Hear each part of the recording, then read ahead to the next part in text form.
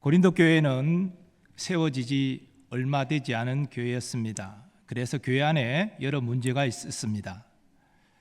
파당을 지어 분열하는 문제가 있었고 또 음행의 문제도 있었습니다. 그런 문제를 해결하고자 바울은 편지를 보낸 것입니다. 오늘 본문에서도 바울은 고린도 교회 안에 발생한 문제를 증거합니다. 그것은 성도 간에 다툼이 있을 때 고발을 통해서 세상 법정에서 문제를 해결하려는 것입니다. 교회가 구원받은 자들의 모임이지만 성도가 완전하지 않기 때문에 교회 안에는 여러 문제가 생깁니다. 그런데 그 문제를 교회 안에서 신앙적으로 해결하기 위하여 노력해야 되는데 이렇게 서로 고소고발을 통해서 사회법정에서 문제를 해결하는 것은 하나님의 뜻이 아니라는 것입니다. 그러므로 바울은 이 문제와 관련해서 고린도 교회 성도들을 책망합니다. 너희 중에 누가 다른 이와 더불어 다툼이 있는데 구태여 불의한 자들 앞에서 고발하고 성도 앞에서 하지 아니하느냐. 문맥상 성도의 다툼이 대상이 되는 자들은 이 다른 이라고 표현되어 있는 사람들은 세상 불신자가 아니라 교회 안에 성도들을 의미합니다. 그리고 고발로 다툼을 판단하는 불의한 자들은 세상 재판장들을 의미합니다. 바울은 성도가 성도와의 문제를 세상 법정으로 가져가지 말아야 될 이유를 본문에서 몇 가지 밝히고 있습니다. 먼저 성도가 세상을 판단할 자라는 것입니다. 성도가 세상을 판단할 것을 너희가 알지 못하느냐. 세상도 너희에게 판단을 받겠거든 지극히 작은 일 판단하기를 감당하지 못하겠느냐. 세상을 판단할 성도가 성도 간의 문제를 왜 판단하지 못하느냐. 너희 판단할 수 있다는 것이지요. 예수 믿는 제자들에게 저들이 마지막 때에 예수님과 더불어서 세상을 심판할 것을 말씀하신 바 있습니다. 내가 진실로 너희에게 이르노니 세상이 새롭게 되어 인자가 자기 영광의 보좌에 앉을 때에 나를 따르는 너희도 12 보좌에 앉아 이스라엘 12지파를 심판하리라. 또 성도는 천사를 판단할 자입니다. 우리가 천사를 판단할 것을 너희가 알지 못하느냐. 여기서 물론 판단받을 천사는 타락한 천사, 곧 사탄과 그를 따르는 악한 영들을 의미합니다. 그리고 성도가 성도와의 문제를 세상 법정으로 가져가지 말아야 될 이유는 재판관들이 교회에서 경이 여김을 받는 자들이기 때문입니다. 이 말의 의미는 재판관들이 하나님도 믿지 않고 예수님도 믿지 않는 자들이라는 것입니다. 당시 초대교회 상황에서 믿는 자들의 수가 극히 적었습니다. 그러니 대다수 재판장들은 성도가 아니었을 것입니다. 물론 때로는 성도가 재판장일 수도 있겠죠. 하지만 성경을 기준으로 재판하는 것이 아니라 로마법을 가지고 재판하는 것입니다. 그러니 그것을 우선하면 안 된다는 것이지요. 하나님을 기쁘시게 할 수 없다는 것입니다. 그러므로 바울은 거듭 세상 재판정에서 재판을 받아 문제를 해결하는 사람들을 책망합니다. 내가 너희를 부끄럽게 하려 하여 이 말을 하노니 너희 가운데 그 형제간의 일을 판단할 만한 지혜 있는 자가 이같이 하나도 없느냐. 형제가 형제와 더불어 고발할 뿐더러 믿지 않은 자들 앞에서 하느냐. 바울은 고린도 교회 성도들이 성도 간의 다툼의 문제를 고발하고 그래서 세상 법정에서 해결하라는 것을 책망하면서 이렇게 말을 덧붙입니다. 너희가 피차 고발함으로 너희 가운데 이미 뚜렷한 허물이 있나니 차라리 불의를 당하는 것이 낫지 아니하며 차라리 속는 것이 낫지 아니하냐. 바로 성도 간의 다툼을 고발을 통해서 세상 법정으로 가져가 해결하는 것을 뚜렷한 허물이 있다로 표현합니다. 이 허물이라는 말을 헬라어로 문자적으로 보면 패배를 의미합니다. 그러니까 성도들이 성도 간의 문제를 세상 법정으로 가져가서 해결하는 것은 영적인 패배라는 것이지요. 왜냐하면 믿지 않는 사람 앞에서 성도 간의 부끄러운 문제를 드러내고 그들의 판단을 받아 일을 처리하는 것이 하나님의 영광을 가리는 결과를 초래하기 때문입니다. 차라리 그렇게 성도 간의 수치를 믿지 않는 자들에게 드러내고 하나님의 영광을 가리는 것이 그 결과라면 그러지 말고 차라리 속임을 당하고 어려움을 당하는 것이 더 나은 것이 아니냐, 그렇게 말하고 있는 것입니다. 그리고 바울은 경고합니다. 너희는 불의를 행하고 속이는구나. 그는 너희 형제로다. 불의한 자가 하나님의 나라를 유업으로 받지 못할 줄을 알지 못하느냐. 바울이 이 말에서 불의를 행하는 자들은 성도 간의 문제를 고발을 통해서 세상 법정에서 해결하는 자들을 의미합니다. 만일 그러한 불의를 계속 반복해서 진행하면 그것은 하나님의 말씀을 따르지 않는 것으로 믿음이 없는 것이기에 하나님 나라 들어갈 수 없다는 것입니다. 이어서 바울은 하나님의 나라를 유업으로 받지 못하는 다른 불의들을 열거하는데, 이와 관련해서 먼저 고린도 교회 성도들에게 미혹을 받지 말라 명하고 있습니다. 이 바울의 명령은 당시 초대교회에 있었던 거짓 교사들을 염두에 두었던 것으로 보입니다. 거짓 교사들은 헬라 이혼론의 영향을 받아서 영혼의 구원을 받은 자는 육체로 어떤 죄를 지어도 괜찮다, 이렇게 가르쳤습니다. 하나님의 은혜로 구원받은 자들은 말씀에 순종하여 거룩하게 행함으로 하나님께 영광을 돌려야 되는데, 이런 거짓 교사들은 육체로 죄를 지어도 네 영혼이 이미 구원받았으니 아무 문제가 없다, 이렇게 육체적 방임을 가르쳤던 것이지요. 그런 미혹을 받지 말라 바울은 명하고 있는 것입니다. 바울이 본문에서 증거하는 하나님의 나라를 유업으로 받지 못한 불의는 성적 타락과 그리고 기타 도덕적 범죄로 구분됩니다. 음행하는 자나 우상 숭배하는 자나 간음하는 자나 탐색하는 자나 남색하는 자는 성적 불의와 관련된 자들입니다. 좀 더 구체적으로 보면 음행은 모든 형태의 성적 타락을 의미하고, 우상 숭배가 이 성적 불의와 연결된 것은 당시 우상 숭배 가운데 매춘이 이루어졌기 때문입니다. 그리고 간음은 배우자 이외의 사람과 성적 관계를 맺는 것을 의미하고, 탐색과 남색은 모두 동성애를 의미하는데, 탐색은 동성애에서 여자 역할을 수동적으로 감당하는 자를 의미하고, 또 남색은 능동적인 남자의 역할을 감당하는 것을 의미하는 것으로 이해됩니다. 종합하면 하나님 나라는 성적 범죄를 저지르는 자들이 들어갈 수 없다는 것이죠. 물론 이 말을 잘 이해해야 됩니다. 한번 성적으로 음행했다고 천국 못 들어간다는 의미가 아닙니다. 바울이 의미하는 이 성적 범죄, 하나님 나라 들어갈 수 없는 자들은 계속적으로 반복적으로 음행을 저지른다는 것입니다. 그러면서 양심의 가책을 받지 않고 회개하려고 바로 잡으려는 의지도 전혀 없는 자들을 의미합니다. 그것은 그 안에 거룩한 성령님이 거하시지 않는 것이기 때문에, 성령님이 거하시지 않으면 믿음이 없는 것이니까 아무리 교회를 다녀도 천국에 못 가는 것이죠. 바로 그것을 증거하는 것입니다. 다른 도덕적 불의도 마찬가지입니다. 도적이나 탐욕을 부리는 자나 술 취하는 자나 모욕하는 자나 속여 빼앗는 자들은 하나님의 나라를 유업으로 받지 못하리라. 한번 도둑질했다고 천국 못 간다고 말하는 것이 아닙니다. 다른 사람의 것을 탐하여 도둑질하는 것을 습관적으로 반복적으로 계속하는 자라는 것이죠. 그러면서도 양심의 가책을 받지 않고 회개하고 그 행위를 고치려고 노력하는 모습도 전혀 없는 자이지요. 이런 자들은 교회를 다니고 예배를 드려도 그 안에 믿음이 없으니 하나님 나라 들어가지 못한다, 이것을 증거하고 있는 것입니다.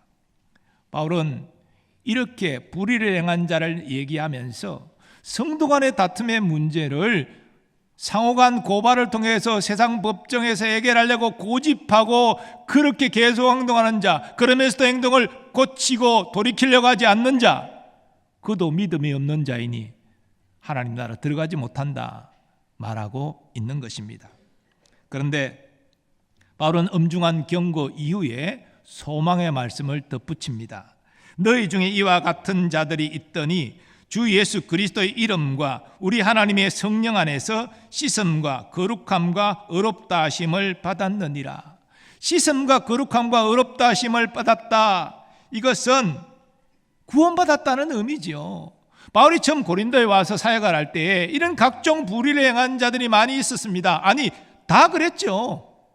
그러나 그들이 회개하고 예수를 믿은 이후에 그들은 삶의 행태를 거룩함으로 바꾸었다는 것입니다. 그래서 하나님 나라 들어가기 합당한 자들이 되었다는 것입니다. 그러니 지금 성도 간의 문제를 고발해서 세상 법정에서 해결하려고 애를 쓰는 너희도 회개하고 돌이켜라. 그래서 하나님 나라 들어가기 합당한 자들이 되라. 그것을 지금 바울은 강조하고 있는 것입니다. 바울은 고린도 교회 성도들이 교회 안에서 성도들에게 불의를 당하고 속임을 당할 때 세상 법정의 판결을 받아 문제를 해결하지 말 것을 명하고 있습니다. 그렇다고 다른 사람에게 불의를 행하고 속이고 이런 행위를 하는 자들이 아무 문제 없다, 괜찮다라고 말하는 것은 결코 아닙니다. 다른 사람에게 불의를 행하고 속이고 자기 이득을 취하려는 자들이 회개하고 돌이키지 아니하면 그들은 자신의 불의로 천국에 들어가기 못한다는 것입니다. 왜? 믿음이 없는 자이기 때문에, 성령이 없는 자이기 때문에.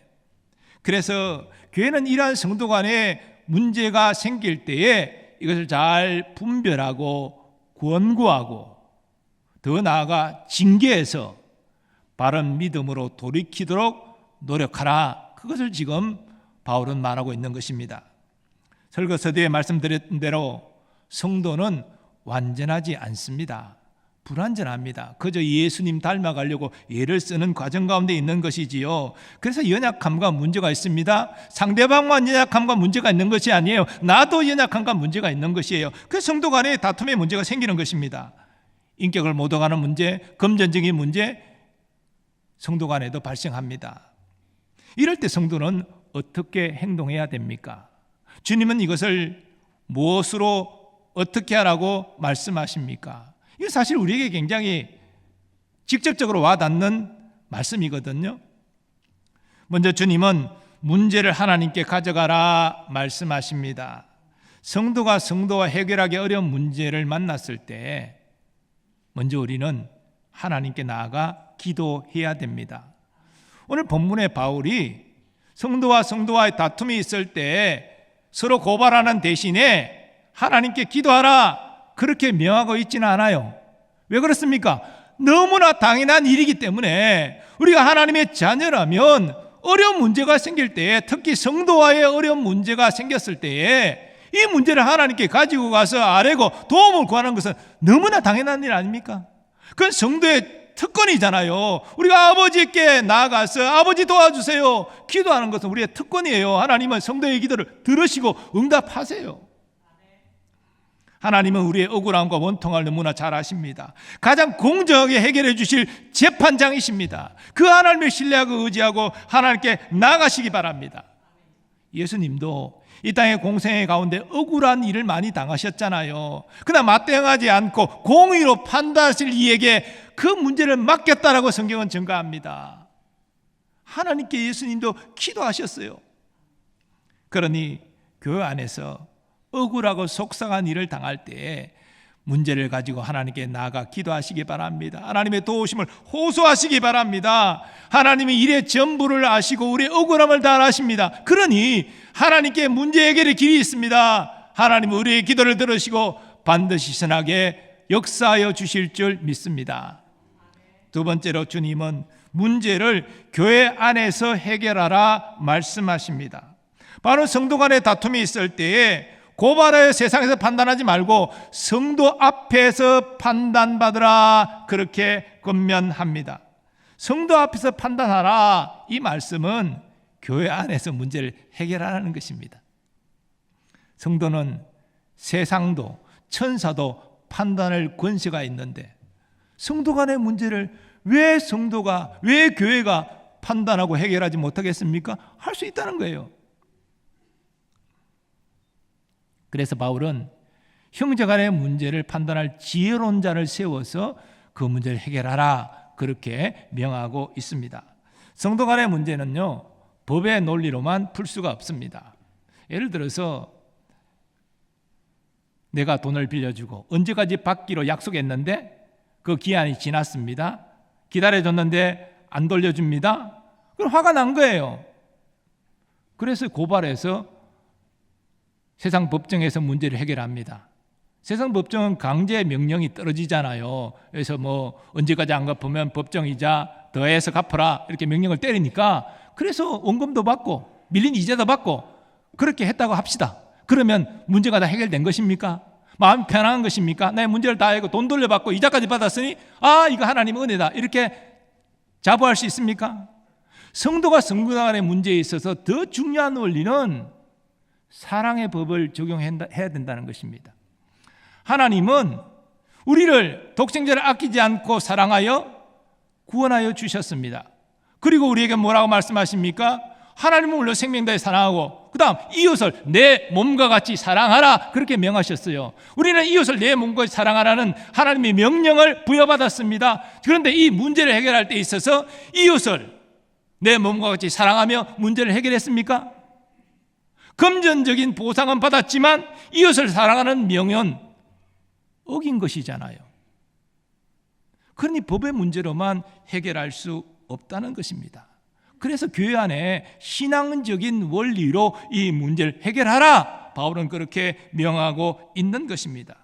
물론 교회의 권고는 말 그대로 권고지요, 강제 명령이 아니에요. 교회는 뭐 강제로 명령할 수는 없어요. 하지만 주 예수 이름으로 권고하는 것은 교회의 권고이지만 예수님의 권고입니다. 예수님께서 교회에 그것을 위임해 주셔서 교회가 예수님의 이름으로 이렇게 해결하는 것이 좋겠습니다, 권고하는 거예요.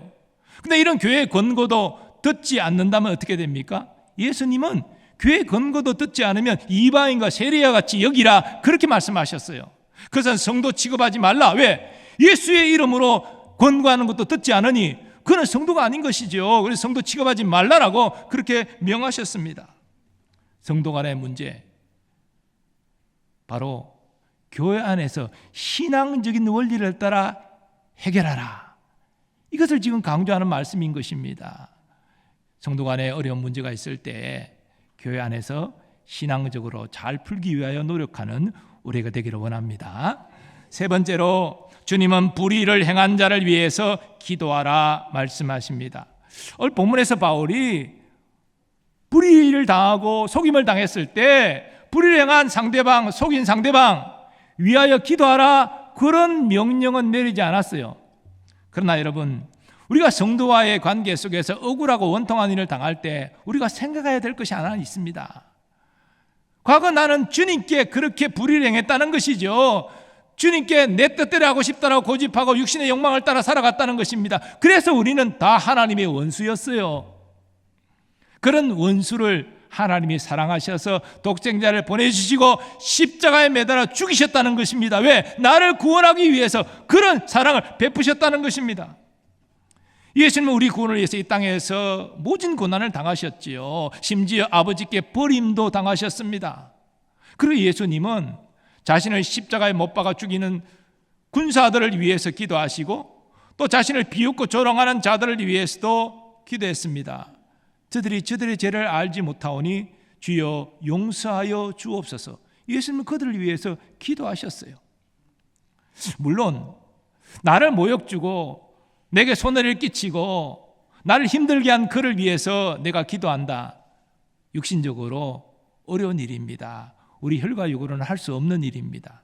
그런데 하나님이 우리에게 그런 일을 먼저 행하셨어요. 예수님이 나를 위해서, 하나님의 원수인 나를 위해서 그런 사랑을 먼저 베풀어 주셨어요. 그러니 그런 은혜를 받은 우리가 마땅히 감당해야 된다는 것입니다. 그래서 우리가 원수 같은 그를 위해서 기도하는 것은 의지가 먼저 필요한 거예요. 하나님이 내게 그렇게 해주셨으니 내가 힘들지만 주의 말씀에 순종해서 그를 위하여 내가 기도하겠습니다. 그렇게 결단하고 기도하면 하나님이 우리에게 긍휼의 마음을 가지게 하세요. 어떤 분들은 그냥 불쌍히 여기는 마음이 오면은 내가 기도하겠습니다 이렇게 말하는데 아니에요. 평생 가도 긍휼의 마음이 오지 않아요. 결단하고 기도할 때 긍휼의 마음을 은혜로 주시는 것이지, 긍휼의 마음이 오면 원수를 위해 기도하겠습니다, 평생 가도 기도 못해요. 결단해야 됩니다. 순종해야 됩니다. 그때 긍휼의 마음이 임하는 거예요. 예수님은 하나님의 원수인 우리를 위해 기도하시면서 명령하셨습니다. 너희를 저주하는 자를 위하여 축복하며 너희를 모욕하는 자를 위하여 기도하라. 그래 우리가 순종해야 되는 것이에요. 순종할 때 긍휼의 마음을 경험하고 순종할 때 내가 영적으로 성숙하게 되는 것입니다. 우리 공동체가 이런 문제를 두고 마음 아파하며 같이 기도할 때 성숙한 공동체가 되는 것입니다. 하나님은 때가 되면 모든 것을 합력하여 선을 이루어 주실 줄 믿습니다. 그래서 순종한 우리에게 이런 것보다 얻는 것이 훨씬 더 많게 하여 주실 줄 믿습니다. 네 번째로 주님은 하나님을 신뢰하고 인내하라 말씀하십니다. 바울은 성도가 성도 간의 관계에서 억울한 일 당할 때에 세상 법정에서 해결해서 성도의 수치를 드러내고 하나님의 영광을 가릴 바에는 차라리 불의를 당하고 속임을 당하는 것이 낫다, 그렇게 말합니다. 이 말은 결국 성도 간의 문제는 세상 방식으로 풀지 말고 하나님의 방식으로 풀라, 이것을 강조하는 것입니다. 그러면 하나님의 방식으로 문제를 푸는 것이 무엇입니까? 신앙적인 방식이 무엇입니까? 사랑의 원리로 행하는 데 있는 것이지요. 성도는 이 사랑의 원리를 따라 하나님을 신뢰하고 인내하고 하나님의 때를 기다릴 수 있어야 한다는 것입니다. 성도 간의 분쟁을 하나님 아버지가 보실 때는 자녀들 간의 분쟁이잖아요. 자녀들이 싸우고 다투고 있는데 하나님 마음이 얼마나 아프시겠어요. 여러분 부모로서 자녀들이 아무것도 아닌 문제로 서로 다투고 원수처럼 지내면 얼마나 마음이 아프겠어요. 똑같은 거예요. 그러니 하나님께서 이 문제를 평화 가운데서 속히 해결하려고 얼마나 다급하시겠어요. 하나님이 더 다급하세요. 그 하나님을 신뢰하고 의지하고 기다려야 된다는 것입니다. 그 기다림은 그저 아무 의미 없는 것이 아니에요. 이 기다림 속에서 내 믿음이 성장하는 거예요. 눈앞에 보이지 않지만 하나님을 신뢰하고 인내하고 기다립니다. 그 과정과 내 믿음이 성장하는 거예요. 우리 공동체가 이 문제를 두고 아파하면서 기도하면서 하나님의 역사를 같이 기다릴 때 성숙한 공동체가 되는 것입니다. 그것이 사랑의 원리를 따라 행하는 모습이지요. 사랑하는 여러분, 교회 안에서 성도 간에 다툼이 일어나지 않아야 되겠지만 때로는 우리 연약함 때문에 다툼이 일어날 수 있습니다. 그런데 이것은 법의 논리로 해결할 수 있는 문제가 아니에요. 왜냐? 가족의 문제이기 때문이에요. 우리는 예수 피로 예수 가족이 되었지 않습니까? 이 문제를 가족의 문제로 생각해야 돼요. 아니, 가정에서 가족 간 어떤 다툼이 불화가 생길 수는 있잖아요. 그런데 그렇다고 해서 서로 가족이 고소 고발해가지고 세상 법정에서 가정의 수치를 다 드러내고 그래서 판사의 판결을 받겠습니다, 그래서 해결하겠습니다, 이런 가족이 어디 있어요? 근데 간혹 있긴 있더라고요. 예. 엄청난 이 돈이 오가면 가족들도 서로 고소 고발해가지고 법정에서 판결 받아가지고 해결하려고 하더라고요. 근데 여러분, 그렇게 해서 법정에 판결을 받으면 그 가족이 행복하게 다시 모이겠습니까? 이미 찢어진 가정이에요. 가족은 그렇게 하면 안 되는 거예요. 교회는 예수 가족이잖아요. 그렇기 때문에 고소고발 난무에서 법정에서 판결 받아서 해결하려고 그러면 가족 관계가 깨지는 거예요. 그렇기 때문에 우리는 이것을 위해서 먼저 기도하고 또 신앙적으로 권면하고 또 하나님의 역사를 기다리고 이 사랑의 원리를 따라 교회 안에서 이 문제를 해결하기 위하여 애를 써야 한다는 것입니다. 자, 그런데 우리 현실적으로 또 한 가지 질문이 또 제기돼요. 그렇게 신앙적으로 사랑의 원리를 따라 교회 안에서 문제를 해결하려고 애를 쓰고 애를 썼는데도 상대방이 듣지를 않습니다. 교회 공식적인 권고조차도 무시하고 아나무인격으로 그렇게 하고 있습니다. 그런데도 참아야 됩니까? 그런데도 이 불의를 당해야 됩니까? 참 어려운 문제입니다. 어떻게 해야 될까요? 물론 끝까지 참을 수 있는 믿음을 가진 사람은 끝까지 하나님 바라보고 참으시기 바랍니다. 그것도 훌륭한 대처입니다. 그런데 정말 이건 아니다, 예수님이 하신 다음의 말씀이 또 적용할 수 있는 말씀으로 생각됩니다. 교회 근거도 듣지 않으면 뭐라 그랬어? 이방인과 세리와 같이 여기라. 성도가 아니라는 것이에요. 이미 믿음이 없는 자라는 것입니다. 그러니 그 지경까지 갔다면 또 다른 성도에게 고통을 주고 어려움을 끼칠 수도 있는 문제까지 생기기 때문에 교회 권고조차 듣지 않을 때는 최후의 방법으로 사회법에 의지해서 문제를 해결할 수도 있다라고 저는 생각합니다. 왜냐하면 세상의 법도 하나님이 질서와 공의를 위해서 허락하여 주신 것이기 때문입니다. 그러나 이 마지막 최후 수단을 행함에도 언제나 우리가 가져야 될 것은 상대방을 미워하는 마음이 아니라 긍휼히 여기고 사랑하는 마음을 잃어서는 안 된다는 것입니다. 끝까지 하나님이 명하신 사랑의 원리를 붙잡을 때만이 하나님이 역사하시고 선히 해결해 주실 줄 믿습니다. 저는 우리 교회에서 성도들 간에 이런 불화가 일어나지 않기를 간절히 원합니다. 그런데 현실적으로 연약함 때문에 문제가 생길 수도 있다는 것이지요. 이때 네 가지 원리를 꼭 기억하시고 교회 안에서 사랑을 따라서 신앙적으로 해결하기 위하여 최선을 다하는 우리 모두 되기를 원합니다. 우리 모두의 문제로 같이 아파하면서 같이 기도하고 같이 화목한 가운데 해결할 수 있도록 기도해 주시는 여러분 되시기 바랍니다.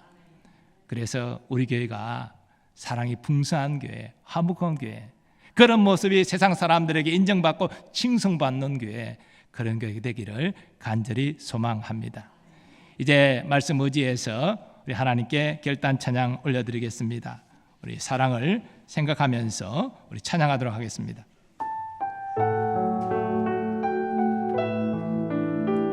우리 다 함께 일어나셔서 우리 찬양하겠습니다. 사랑은 언제나 오래 참고, 사랑은 언제나 온유하며, 사랑은 시기하지 않으며, 자랑도 교만도 아니하며, 사랑은 무례히 행치 않고, 사랑은 무례히 행치 않고, 자기의 유익은 굳지 않고,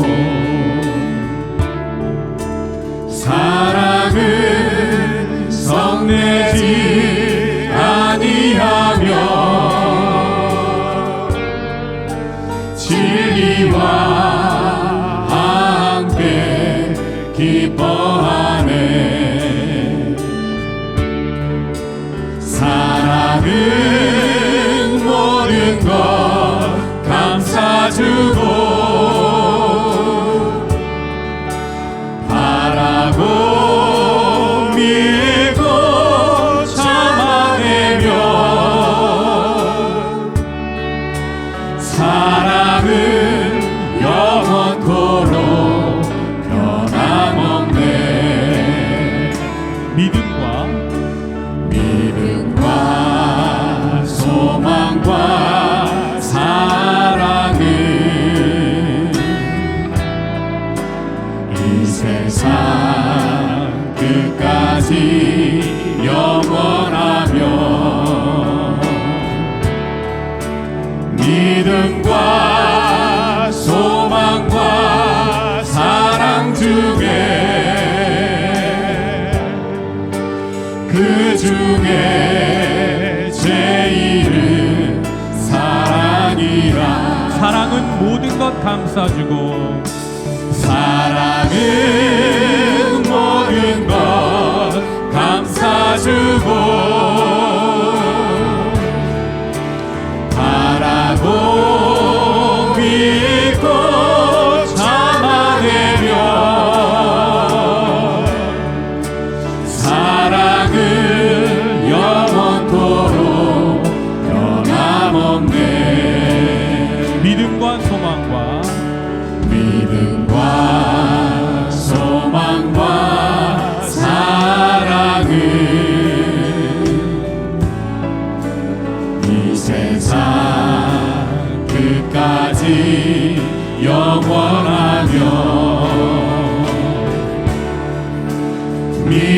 믿음과 소망과 사랑 중에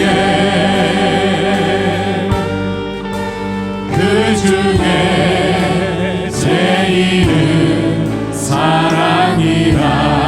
그 중에 제일은 그 중에 제일은 사랑이라. 이 시간 받은 말씀 의지하여 기도하기를 원합니다. 오늘 말씀을 자신에게 적용해서 주여 사랑의 원리를 따라 끝까지 행할 수 있도록 나를 도와 주옵소서. 주여 한번 외치고 통성으로 기도하겠습니다. 주여 아버지 하나님, 모든 말씀을 것 통하여서 감사주고 우리 교회 안에 성도 간의 다툼이 없어야 되겠지만 때로는 우리의 약함 속에서 이런 문제가 생길 수 있음을 하나님의 때에 교회 안에서 사랑의 원리를 따라 신앙적으로 해결할 수 있는 우리가 되게 하여 주옵소서. 먼저 문제를 가지고 하나님 앞에 기도하게 하여 주옵소서. 아버지, 교회 안에서 지혜로운 자들의 권고를 통해서 이 문제를 잘 해결할 수 있도록 도와주시고, 주님처럼 아버지 우리를 힘들게 한 그를 품고 기도할 수 있는 용기를 허락하여 주시고, 하나님의 선하심을 신뢰하고 인내하며 기다릴 수 있는 우리가 되게 하여 주옵소서. 하나님, 우리를 도우사 아버지 사랑 안에서 신앙적으로 문제를 풀어갈 수 있도록 하나님 역사하여 주옵소서. 이를 통해서 우리 교회가 사랑의 넘치고 화목한 교회가 되게 하여 주옵소서. 오 주여 역사하여 주시옵시고, 아버지의 뜻을 이루는 우리의 삶 교회가 될 수 있도록 아버지 은혜를 부어주옵소서. 아버지, 우리의 지금 당면한 문제에 우리 주님이 가르쳐 주신 이 영적 원리를 적용할 수 있는 믿음의 결단을 허락하여 주시고, 아버지 선하게 아버지 해결할 수 있도록 하나님 도와 주시옵소서.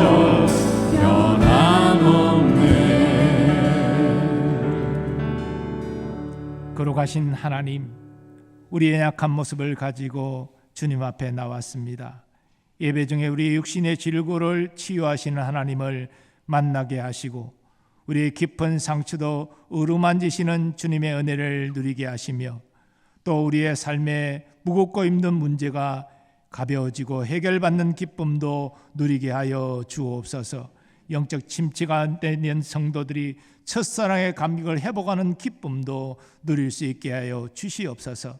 사랑하는 자녀와 우리의 후손들을 위하여 믿음으로 축복하며 기도합니다.